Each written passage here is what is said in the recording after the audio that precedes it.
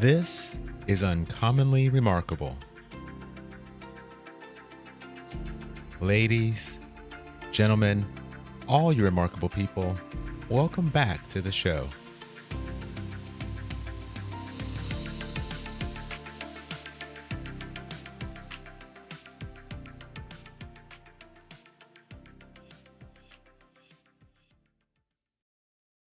If you've listened to my conversation with Daniel Tausan about peptides, you may have noticed something. We spent nearly an hour talking about why peptides have become one of the most exciting areas of modern medicine. We talked about healing, hormones, stress, healthy aging, GLP-1 medications, and why these tiny biological compounds have generated so much interest over the last several years. But after listening back to that conversation, I realized we skimmed over a seemingly simple but pretty important detail. What exactly is a peptide? Now, maybe you already know the answer, but if you're like most of us when we first started reading about this topic, you probably came away understanding why people were excited without necessarily understanding what they were excited about. You hear words like amino acids, proteins, peptides, hormones, and enzymes used in the same conversation, and before long, it starts to feel like everyone else understands the language while you're still trying to figure out the vocabulary. So today, I want to slow things down just a little bit. This isn't meant to replace that conversation with Daniel. In fact, I hope it does exactly the opposite. My goal is to build a foundation that makes that discussion and, frankly, several other episodes we've done on this show over the past year much easier to understand. Because once you understand what a peptide actually is, you begin to see biology a little differently. So let's start with the technical definition because on the surface, it's incredibly simple. A peptide is a short chain of amino acids. That's it. If you open a biology textbook, that's essentially the definition you'll find. But if I'm honest, I don't think that definition is very helpful. It's technically correct, but it doesn't answer the question most of us are actually asking. It would be a little bit like telling someone that a violin is a wooden instrument with four strings. While that's true, it doesn't explain why anyone would care about a violin or how it can make music that can move people emotionally. The definition isn't wrong, it's just incomplete. So maybe the question then isn't what is a peptide? The better question might be where does a peptide fit into the way your body works? Once you answer that question, everything else starts to fall into place. Every protein in your body begins with amino acids.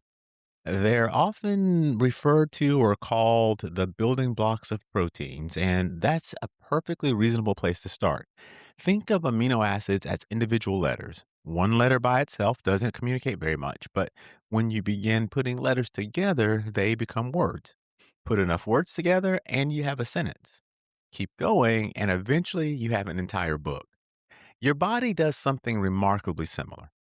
Because amino acids link together to form chains. When those chains are relatively short, we call them peptides. When the chains become much longer and fold into complicated three-dimensional shapes, we call those proteins. So think sentences versus words or phrases. They're not completely different things, they're different expressions of the same building blocks. I think that's where many of us get tripped up because we tend to think proteins and peptides belong in completely different categories when in reality, they're actually part of the same family. A peptide isn't the opposite of a protein any more than a paragraph is the opposite of a book. It's simply smaller. But here's where this all starts getting interesting. Most people assume that the word peptide tells you what something does. It doesn't. It only tells you what it is. That's an important distinction because two peptides may have almost nothing in common except that they're both relatively short chains of amino acids. One may influence appetite, another may participate in healing, yet another may help regulate hormones or may be involved in how your brain communicates. Saying something is a peptide is a little like saying something is a vehicle. That could describe a bike, a pickup truck, it could describe an ambulance or an airplane. The word itself tells you very little about its purpose. So, why has everyone suddenly become interested in peptides? The answer isn't because scientists recently discovered them, of course. Your body has been making peptides your entire life. What's changed is that we've become much better at understanding what individual peptides do, and perhaps more importantly, recognizing that some of them act as remarkably precise biological signals. We often think of the body as a collection of organs. There's a heart, a liver, a brain, muscles, etc. But that's really looking at biology as if it were a collection of parts. Another way to think about the body is an enormous communication network. Every second of every day, cells are sending messages, receiving messages, responding to messages, and coordinating those responses with millions of other cells. Your body isn't simply built from tissues, it's built from information. That's why the conversation with Daniel kept coming back to one word: signal. Hormones are signals. Many peptides are signals.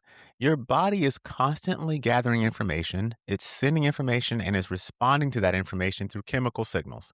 So, chemical signals are the body's form of internal communication. And if you think about chemical signals like communication, you stop asking, what does this peptide do? And you start asking, what conversation is this peptide participating in? That's a much more useful question because biology rarely works through a signal pathway. Instead, it's more of an orchestra.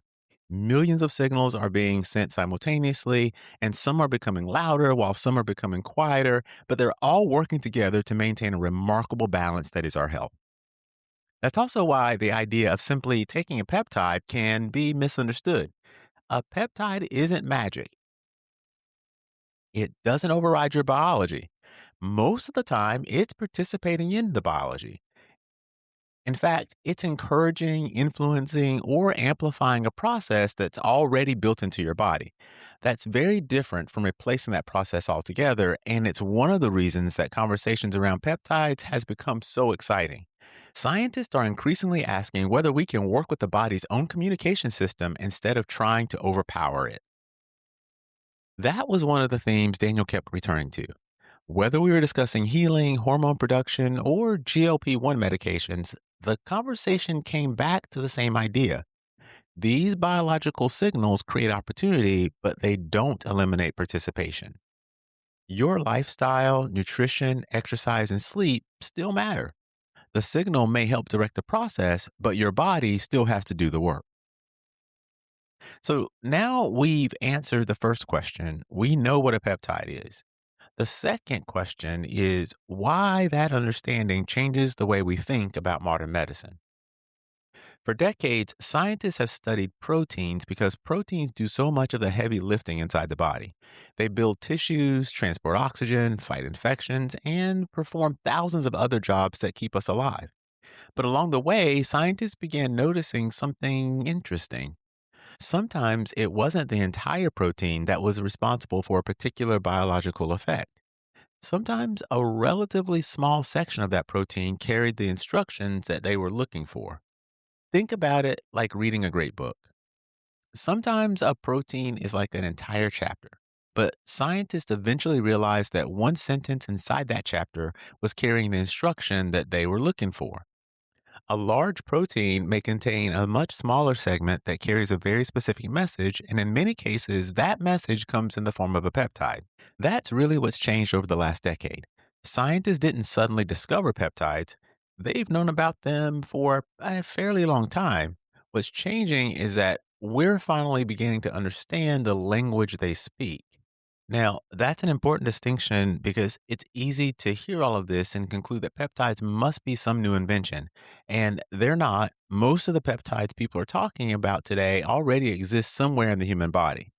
The excitement comes from identifying them, understanding what message they carry, and asking whether that message can be used to help the body do something it was already designed to do. That idea is very different from simply replacing something that's missing. If you take testosterone as an example, because it's familiar to most people and one we discussed in the episode, one approach is to give someone testosterone directly.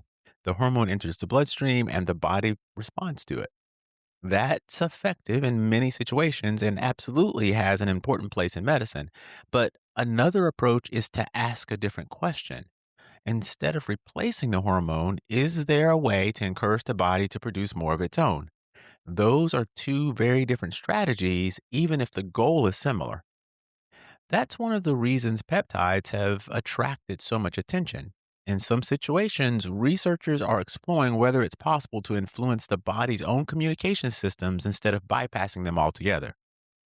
The same idea shows up in conversations about healing. If you've heard people talk about peptides for recovery after injury, it's easy to imagine them as some kind of biological supercharger. Maybe as though you take an injection and damaged tissue magically repairs itself. That's not really what's happening. Healing isn't one thing. It's inflammation, blood flow, connective tissue, immune cells, there's nutrition, movement, and of course, time. And all of that is happening together. A peptide doesn't replace that process. At its best, it's participating in one part of that conversation. The same thing is true for GLP-1 medications, which have become almost impossible to avoid over the last few years. We often talk about them as weight loss drugs, but that's probably an oversimplification.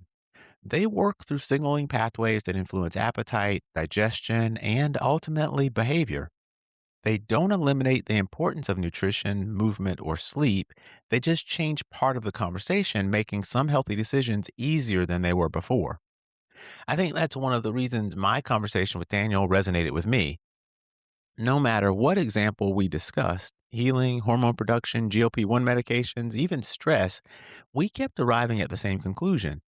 Biology isn't looking for shortcuts, it's responding to information. Sometimes we can influence that information in meaningful ways, but we're still participating in the outcome. We don't stop exercising because a peptide exists. We don't stop paying attention to nutrition because medication helps regulate appetite. And we certainly don't stop sleeping because we found a better signal. We simply give our bodies another tool to work with. And maybe that's the biggest misconception surrounding peptides today.